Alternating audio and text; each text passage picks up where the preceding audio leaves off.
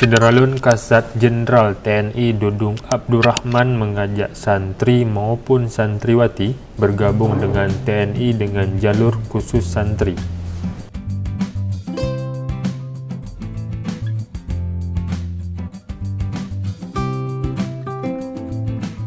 Hal ini disampaikan Kasat TNI AD ketika berkunjung di Pondok Pesantren Khas Kempek. Kunjungan tersebut diterima langsung oleh Ki Haji Mustafa Aqil Siraj. Kasat TNI AD mengatakan, TNI melakukan perekrutan khusus bagi santri baik kategori bintara maupun tamtama TNI dan yang menjadi prioritas bagi hafiz.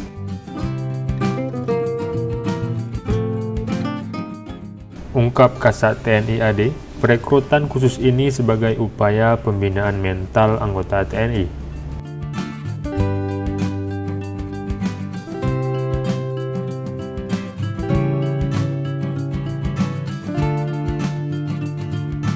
TNI akan merekrut atau menerima pendaftaran baik bintara maupun tamtama khusus untuk santri, sehingga nanti menjadi prioritas, apalagi yang hafiz Al-Quran. Wah, itu menjadi prioritas.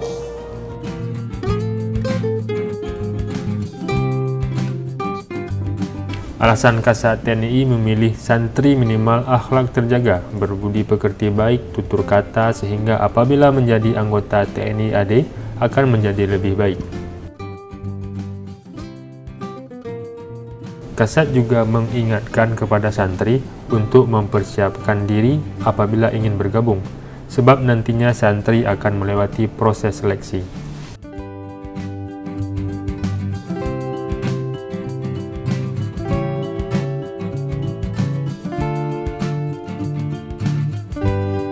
Santri ini, kenapa saya ambil santri? Minimalnya kalau dari santri, akhlaknya terjaga.